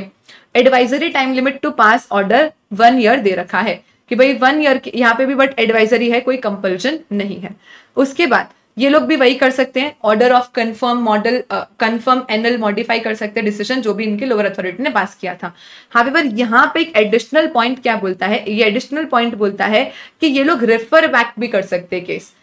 जब हम एडजुडिकेटिंग अथॉरिटी से एपीलेट ट्रिब्यूनल के पास जाते हैं तो वो लोग केस को रेफर बैक नहीं कर सकते, उन्हीं को केस का फाइनल डिसीजन देना होगा। Whereas when you go to appellate tribunal, उनको लगता है कि ढंग से सुनवाई हुई ही नहीं थी, तो ये लोग या तो एपीलेट अथॉरिटी को या ओरिजिनल एडजुडिकेटिंग अथॉरिटी को भी केस रेफर बैक कर सकते हैं कि एक बार फिर से तुम लोग सुनो और फिर से एक बार डिसीजन दो। सो यहाँ पे the case can be referred back to the appellate authority, revision authority or even the original adjudicating authority। अभी यहाँ पे GST tribunal which is goods and services tax tribunal, जिसको हम appellate ट्रिब्यूनल बोलते हैं, यहाँ पे पहले हुआ करती थी नेशनल बेंच। पहले नेशनल बेंच और स्टेट बेंच होती थी, जो अब नहीं रही, अब प्रिंसिपल बेंच और स्टेट बेंच होती है। तो हर प्रिंसिपल बेंच में प्रेसिडेंट होगा, जुडिशियल मेंबर्स होते हैं और टेक्निकल मेंबर्स होते हैं, और स्टेट बेंच के अंदर 2 judicial members, technical members from centre as well as state हो जाते हैं। So this is the composition कि ट्रिब्यूनल में कैसे कितने लोग होते हैं। तो प्रेसिडेंट है, जुडिशियल मेंबर्स है जिनको लॉ का पूरा लैंग्वेज होगा, लॉ का पूरा नॉलेज होगा, और टेक्निकल मेंबर जिनको फील्ड का पूरा नॉलेज होगा। राइट भाई, ये पूरा अमेंडमेंट है कि प्रिंसिपल बेंच जो नई ऐड हुई है, तो वो प्रिंसिपल बेंच कैसे बनती है, क्या होता है। तो constitution of appellate tribunal and benches there of.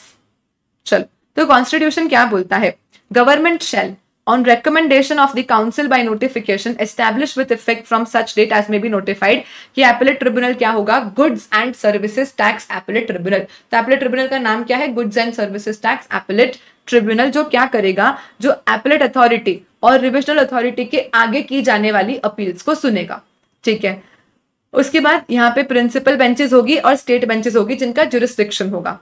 तो गवर्नमेंट क्या करेगा, प्रिंसिपल बेंच का जो हेड ऑफिस होगा वो न्यू दिल्ली में होगा। तो जो प्रिंसिपल बेंच कॉन्स्टिट्यूट होती है वो पूरी न्यू दिल्ली में होगी, जिसमें प्रेसिडेंट, जुडिशियल मेंबर और टेक्निकल मेंबर्स होंगे।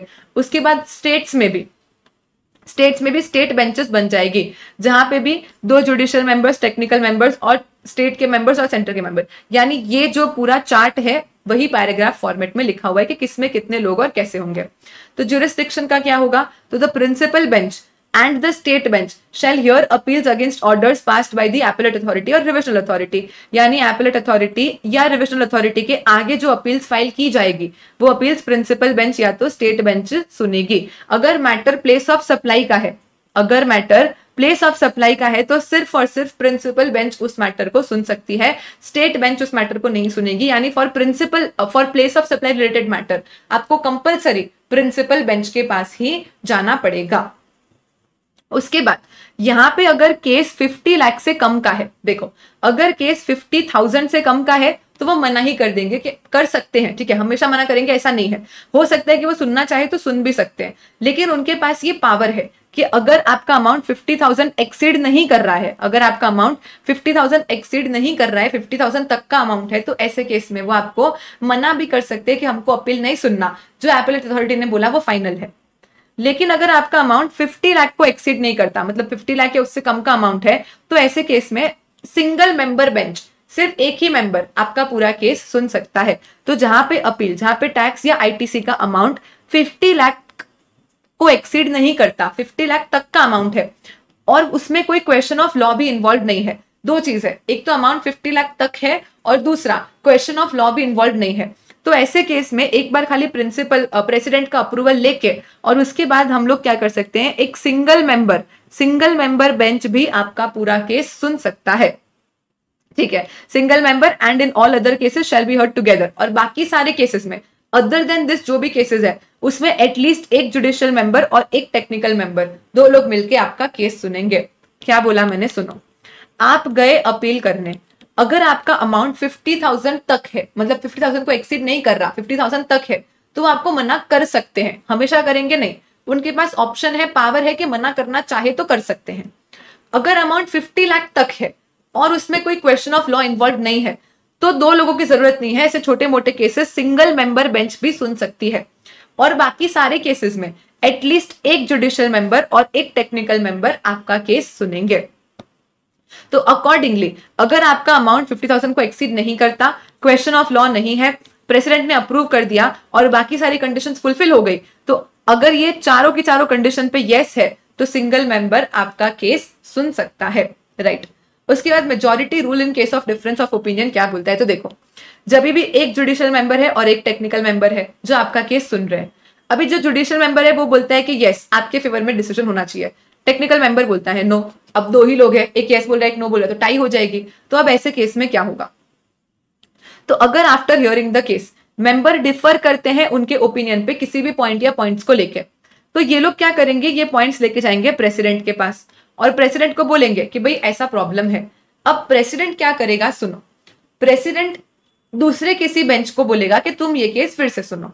सो जहां पे अपील ओरिजिनली स्टेट बेंच के लोगों ने सुनी थी, तो प्रिंसिपल क्या कर सकता है, किसी दूसरे state bench with in the same state, ऐसा नहीं होगा कि एक स्टेट में एक ही स्टेट बेंच है, मल्टीपल स्टेट बेंचेस होगी, तो एक स्टेट के दूसरे स्टेट बेंच को पकड़ेगी कि आओ तुम इस मैटर को सुनो।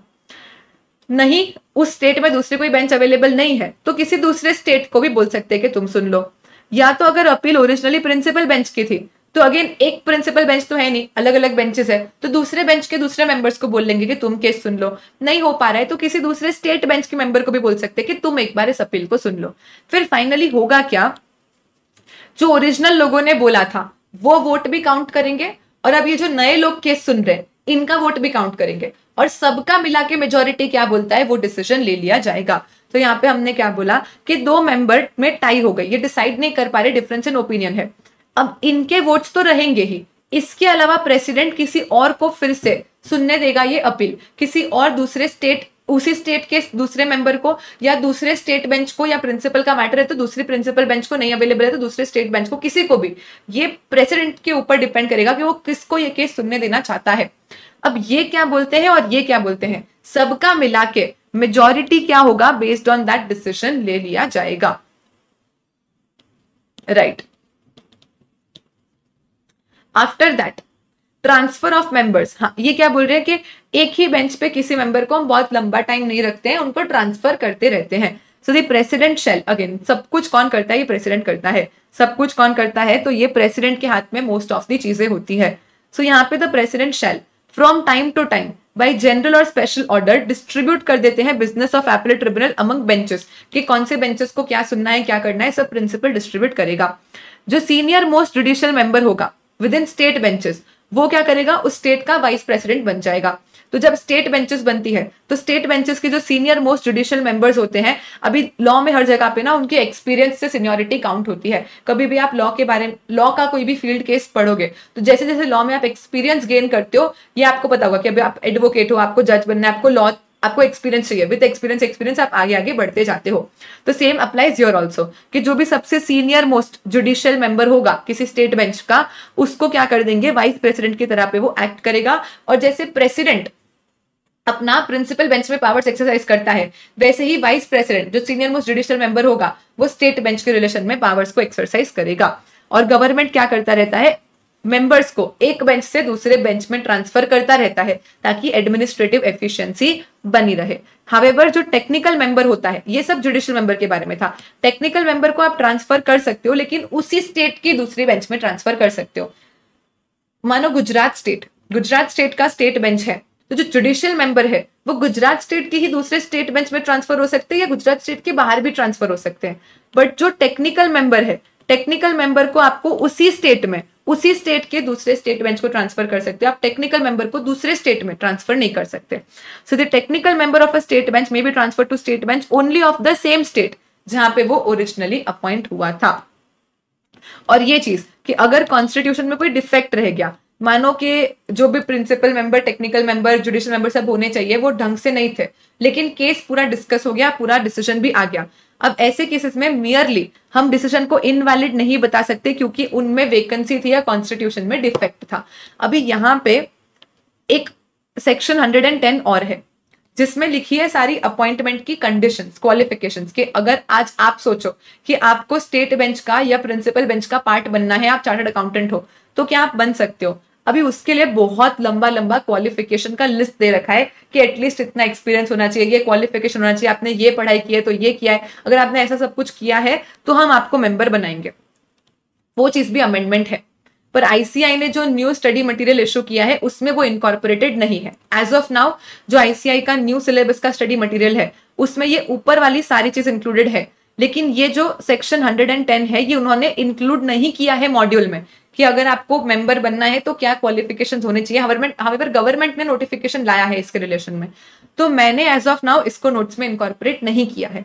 अगर स्टैट्यूटरी अपडेट आता है आईसीएआई का न्यू कोर्स के रिलेशन में और स्टैट अपडेट में आईसीआई बोलती है कि इंक्लूड करो, तो वो मैं आपको अलग से पीडीएफ दे दूंगी। मुझे नहीं लगता करेंगे, because as such time pass है कि आपके पास क्या क्वालिफिकेशंस और क्या एक्सपीरियंस होना चाहिए, जिसके रिलेशन में अगर उतना क्वालिफिकेशन एक्सपीरियंस है तो आपको हम बना सकते हैं मेंबर, जुडिशियल या टेक्निकल, वरना नहीं बना सकते। न्यू मॉड्यूल में एज ऑफ नाउ नहीं है, बट द थिंग इज जो अपनी न्यू मॉड्यूल है वो 30 अप्रैल तक अमेंडेड है और बाद के कुछ कुछ अमेंडमेंट्स है, कुछ कुछ नहीं है। तो ये वाला अमेंडमेंट एज ऑफ नाउ अपनी नई मॉड्यूल में नहीं है। अगर आईसीआई के स्टैट अपडेट के हिसाब से वो लोग इंक्लूड कर देते हैं तो आफ्टर लेक्चर में आपको छोटा सा वीडियो और पीडीएफ दे दूंगी। अभी तक इंक्लूडेड नहीं है तो मैंने भी इंक्लूड नहीं किया एंड मुझे नहीं लग रहा है कि वो लोग इसको इंक्लूड करेंगे। ठीक है, ये सारी सेम टू सेम चीजें डीटी में भी एज सच तो आती है कि भाई अगर कोई वैकेंसी है या कोई छोटा मोटा डिफेक्ट है कॉन्स्टिट्यूट करने में ट्रिब्यूनल्स को, तो वो आपकी केस को अफेक्ट नहीं करता है कभी भी। राइट, तो हो सकता है जैसे जस्ट फॉर एग्जाम्पल कि अगर आप जुडिशियल मेंबर हो तो भाई कम से कम आपको 5 साल का एक्सपीरियंस होना चाहिए, ऐसा कंडीशन है, लेकिन हमने देखा नहीं, सिर्फ 4 इयर्स का एक्सपीरियंस था और जुडिशियल मेंबर को अपॉइंट कर दिया और इसने आपका केस सुन के डिसीजन भी दे दिया। तो अब आप फालतू में इस चीज को लेकर डिस्प्यूट नहीं कर सकते हो कि इसका जो अपॉइंटमेंट था वो तो इनवैलिड था, वो अलग बात है। बट आपका मैटर सब कुछ ढंग से ही डिस्कस हुआ है, ढंग से सब कुछ सुना गया है, तो उसके रिलेशन में आपका अपील ऑर्डर हैम्पर नहीं होगा, is what they are trying to say here. But ये जो क्वालिफिकेशंस कंडीशंस है ये गवर्नमेंट ने नोटिफिकेशन तो लाया है, पर मुझे नहीं लग रहा है कि आईसीआई उसको इंक्लूड करेगी, तो मैंने नहीं किया है। करती है तो मैं आपको अलग से बाद में पीडीएफ और वीडियो दे दूंगी उसका। डन है मैम। चलो, उसके बाद प्रेसिडेंट एक्सरसाइज पावर करेगा, पूरा फाइनेंशियल एडमिनिस्ट्रेटिव जो भी पावर होगा ट्रिब्यूनल का, एज आई सेड ट्रिब्यूनल के ऊपर पूरा कंट्रोल, पूरा एक्सरसाइज प्रेसिडेंट का ही रहता है। डन, क्लियर, बोलो सबको सब कुछ समझ में आ गया। अभी तक हम कहां पहुंचे हैं हायरार्की में, हम पहुंचे हैं कि एडजुडिकेटिंग अथॉरिटी के आगे अपील करनी है तो एपेलेट अथॉरिटी के पास जाना है, एपेलेट अथॉरिटी के आगे अपील करनी है तो एपेलेट ट्रिब्यूनल के पास जाना है। ट्रिब्यूनल में प्रिंसिपल बेंच है, ट्रिब्यूनल में स्टेट बेंच है। ये लोग अपील सुनने से मना ही कर सकते हैं अगर 50,000 तक का अमाउंट है।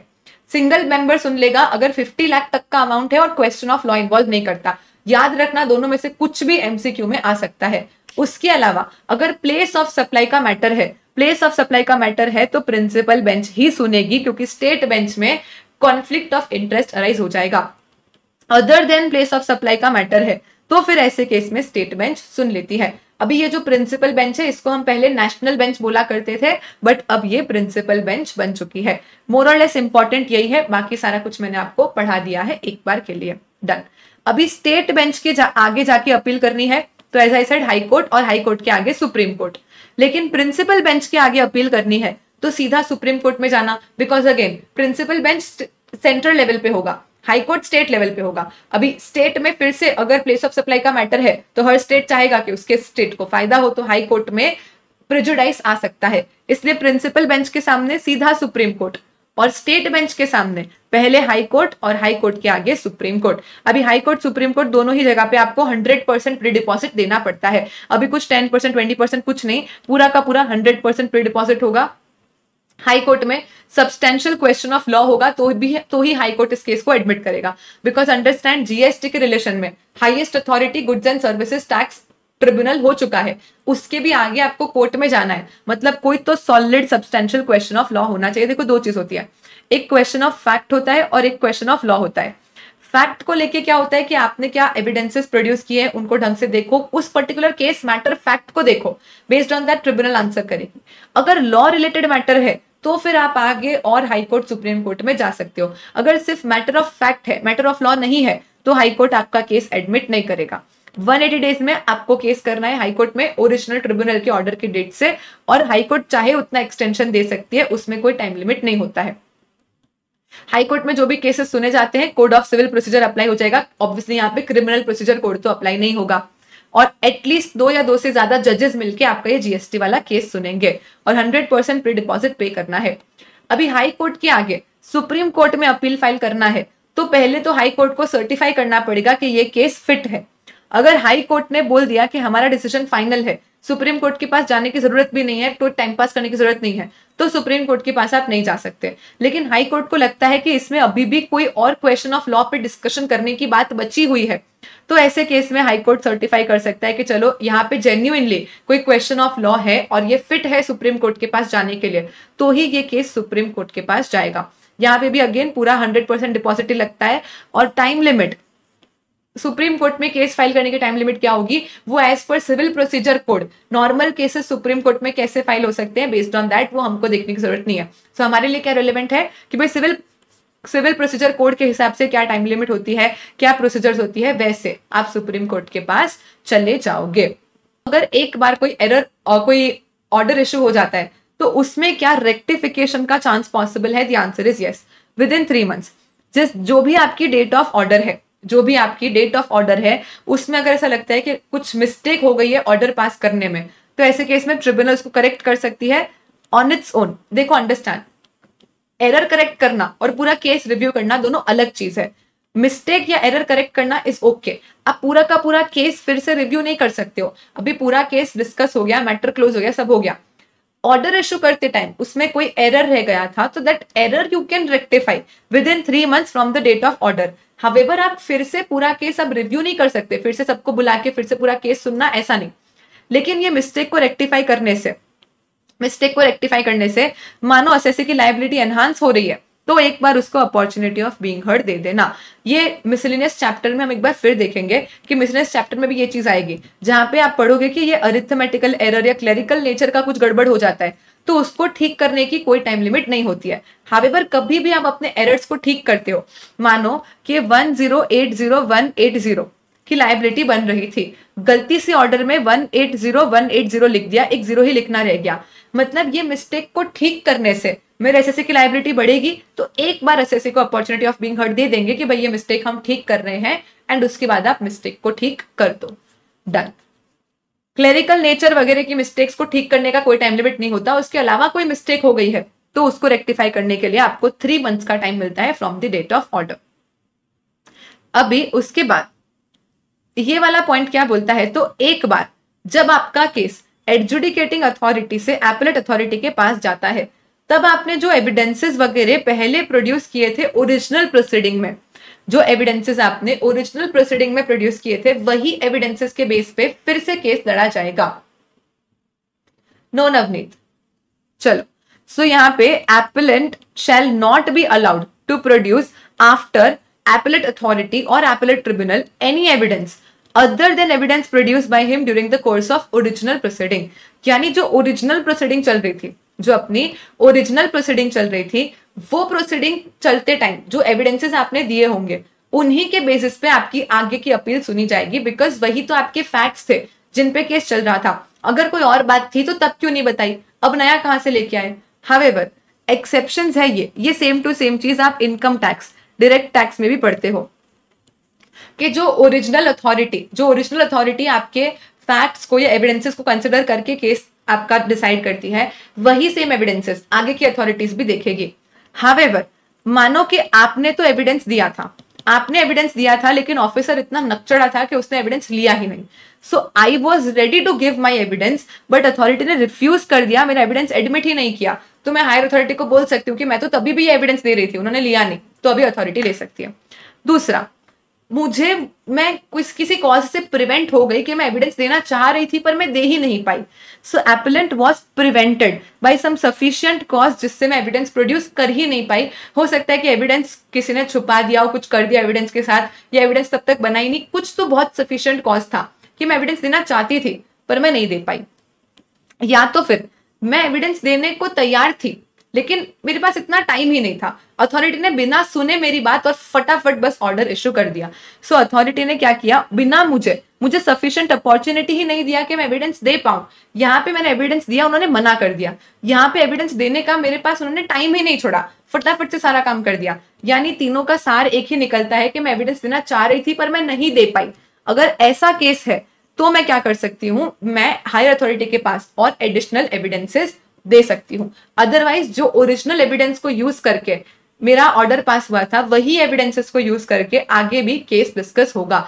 तो ये क्या बोल रहे हैं, मैंने एविडेंस दिया, उन्होंने नहीं लिया, या तो मैं देना चाह रही थी पर मैं दे नहीं पाई किसी कारण से, या मैं देने को रेडी थी पर वो लेने को रेडी नहीं थे। तो इन वाले केसेस में क्या हो जाएगा, आगे मैं एडिशनल एविडेंसेस दे सकती हूँ। ये सेम टू सेम चीज इनकम टैक्स में भी आ जाती है।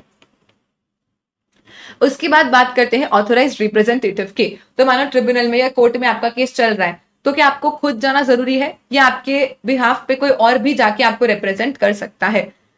तो ऐसे केस में आपका कोई रिलेटिव, आपका रेगुलर एम्प्लॉय, आपका advocate, chartered accountant, cost accountant, company secretary, GST practitioner, individual tax gazetted officer जिसको रिटायर हुए एटलीस्ट 1 साल हो चुका है, इनमें से किसी को भी आप अपना ऑथराइज्ड रिप्रेजेंटेटिव बना सकते हो, जो आपको जाके रिप्रेजेंट कर सकते हैं कोर्ट में या ट्रिब्यूनल में। तो आपको खुद जाना जरूरी नहीं है, आप अगर इनको अपना रिप्रेजेंटेटिव बना लो तो इनमें से कोई भी, जिसमें जीएसटी प्रैक्टिशनर वाला एक पॉइंट हमने जीएसटी प्रैक्टिशनर में देखा था, उसके अलावा advocate, CA, CS, cost accountant, आपका एम्प्लॉय, इनफैक्ट आपका रिलेटिव भी, या कोई भी एक इंडिविजुअल गैजेटेड ऑफिसर है जिसको भी रिटायर हुए 1 साल हो चुका है एटलीस्ट रिटायरमेंट रेजिग्नेशन से, तो वहां से इन लोगों में से किसी को भी आप अपॉइंट कर सकते हो एज एन ऑथराइज्ड रिप्रेजेंटेटिव, जो जाके आपका केस लड़ सकते हैं।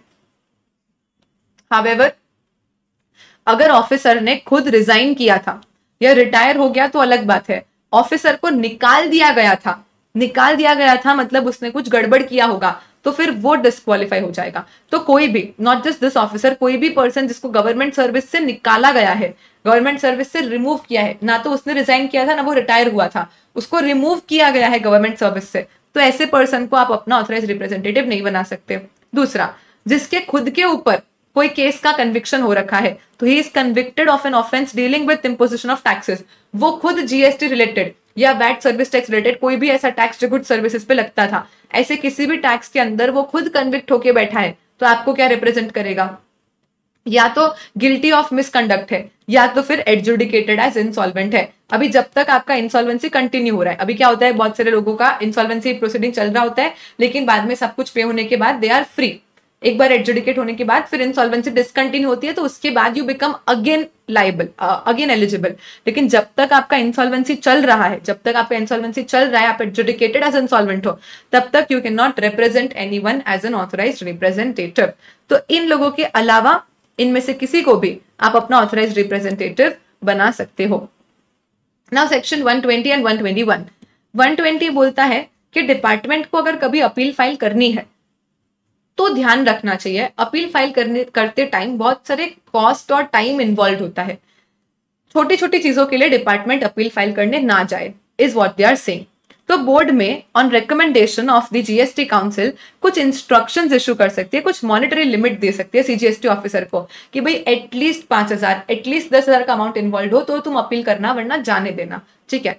या तो फिर कोई परसेंटेज, कोई अमाउंट, कोई रीजन बोर्ड फिक्स कर सकती है। बोर्ड यानी CBIC, central board of indirect taxes and customs.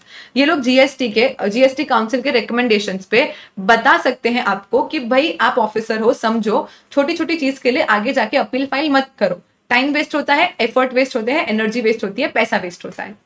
Also समझो आपका कोई केस था 5,000 का, जिसके लिए डिपार्टमेंट ने अपील फाइल नहीं किया, जाने दिया, ऐसा सेम टू सेम केस किसी और साल में हुआ, तब डिपार्टमेंट ने जाके अपील फाइल कर दिया, तो आप ये रीजन से उनके सामने नहीं लड़ सकते हो कि तब तो अपील फाइल नहीं किया था, तो अब अपील फाइल क्यों किया, तब नहीं किया था, उनके पास ऑप्शन था ना करने का, अब वो करना चाहते हैं तो कर सकते हैं। सेम कि मेरे लिए डिपार्टमेंट ने अपील फाइल नहीं किया, बट मेरे जैसे ही किसी केस के लिए अपील फाइल कर दिया, तो वो पर्सन ये नहीं बोल सकता कि रिद्धि के केस में तो आप अपील फाइल करने नहीं गए थे, तो मेरे केस में क्यों गए। ये सिर्फ डायरेक्शनल पावर्स है कि कोशिश करना कि ऐसी चीजों में आप अपील फाइल ना करो, लेकिन कोई भी पर्सन इसको लेके डिस्प्यूट क्रिएट नहीं करेगा, इसको लेके डिस्प्यूट क्रिएट नहीं करेगा कि उसमें नहीं किया था या मेरा ही पहले नहीं किया था, तो अब आप क्यों और कैसे कर रहे हो। ठीक है, चलो, तो ये चीज ये लोग बोल रहे हैं, तो इनको क्या करना है, the section contains provisions that aim at limiting the filing of appeal, कि ऑफिसर्स जब भी अपील फाइल करते हैं तो ध्यान रखे नॉन कॉम्प्लेक्स मैटर्स है या छोटे छोटे अमाउंट वाले मैटर है तो फालतू में अपील फाइल ना करे। However such steps should not stop the department के सिमिलर केसेस में उनको अपील फाइल करने की इच्छा है तो वो कर सकते हैं। This is just an optional power, advisory है कि ध्यान रखो मत करो, क्यों फालतू में नॉन कॉम्प्लेक्स मैटर्स को complex banana. This is section 120, जब डिपार्टमेंट अपील फाइल नहीं करेगा। सेक्शन 121 अपने लिए है, जो ऐसा बोलता है कि इन 4 चीजों के लिए हम आपको अपील फाइल करने ही नहीं देंगे। Section 121 talks about non appealable decisions. आप पिट्स में, पिट यानी खड्डा, आप खड्डे में जाके गिरो, हमको कोई फर्क नहीं पड़ता, बट आपको अपील फाइल नहीं करने देंगे। तो सेक्शन 121 के जो 4 ऑर्डर्स है, इनके सामने आप as a tax payer appeal file करने जा ही नहीं सकते हो। आप खड्डे में जाके गिर जाओ, आप पिट्स में गिर जाओ, we will not allow you to file any appeal in case of matters of section 121। क्या है 121 के पिट्स के मैटर? पी बोलता है अगर प्रोसिक्यूशन सैंक्शन हो चुका है, प्रोसिक्यूशन मतलब कोर्ट में जो प्रोसिक्यूशन होता है, तो ऑर्डर सैंक्शनिंग प्रोसिक्यूशन है अंडर द एक्ट, तो ऐसे केस में फिर उसके आगे अपील नहीं होती है, वो प्रॉपर केस चलेगा। आई बोलता है इंस्टॉलमेंट। सेक्शन 180 में मानो आपने सेक्शन 180 नहीं, सेक्शन 80 में आपको इंस्टॉलमेंट चाहिए था, डिपार्टमेंट ने मना कर दिया, या आपने 24 EMI बोला, उन्होंने 18 करके दिया, for any of the matter involving section 80, आप उसके लिए जाके अपील फाइल आगे नहीं कर सकते हो। टी बोलता है ट्रांसफर ऑफ प्रोसीडिंग। पहले मेरी जो प्रॉपर ऑफिसर थी, क्या मस्त प्रॉपर ऑफिसर थी, एकदम ऐसी मस्त प्रॉपर ऑफिसर थी, सिल्की सिल्की बाल, मिल्की मिल्की गाल टाइप की, लेकिन अभी मेरा केस किसी खड़ूस ऑफिसर को ट्रांसफर कर दिया है, उसके लिए you can not go and file appeal कि यार ऑफिसर मस्त थी ना, क्यों चेंज किया। तो कभी भी आपका केस ट्रांसफर हो गया है from one officer to another officer, इस मैटर को लेके आप आगे जाके अपील नहीं कर सकते हो। एंड लास्ट एस बोलता है कि अगर सीजर हो चुका है आपके बुक्स ऑफ अकाउंट्स या रजिस्टर का, आपके डॉक्यूमेंट्स का, वो रेड में देखा था ना कि आपके बुक्स ऑफ अकाउंट्स वगैरह भी उठा के लेके जा सकते हैं, तो अगर आपका सीजर हो चुका है या रिटेंशन हो चुका है books of accounts, registers, documents का, तो उसके रिलेशन में आप अपील फाइल नहीं कर सकते, बिकॉज वहां पे हमने पढ़ा था एनीवेज ये बुक्स आपको फिर से रिटर्न कर ही दी जाती है जैसे ही काम खत्म हो जाता है, फिर फालतू में अपील फाइल करने की क्या जरूरत है। तो पिट्स के जो 4 मैटर है कौन कौन से, प्रोसिक्यूशन, इंस्टॉलमेंट, ट्रांसफर और सीजर। प्रोसिक्यूशन, इंस्टॉलमेंट, ट्रांसफर और सीजर, ये पिट्स के जो 4 मैटर है सेक्शन 121 के, इनके लिए आप आगे जाके अपील फाइल नहीं कर सकते, आपको अलाउड ही नहीं है अपील फाइल करना फॉर दीज 4 मैटर्स। आप जाओ खड्डे में गिरो, लेकिन आपको अपील फाइल नहीं करने देंगे। Done. Here we complete the entire chapter of appeals and revisions. As I said, ये बाद वाला पोर्शन थियोरी है, रीड वंस है, इंपॉर्टेंट थी सिर्फ हायरार्की। अभी हायरार्की में आपको कहाँ पे कितना प्री डिपॉजिट देना है और कहाँ पे क्या टाइम लिमिट इन्वॉल्व है, बस वो चीज आपको ध्यान में रखनी होती है। से येस और नो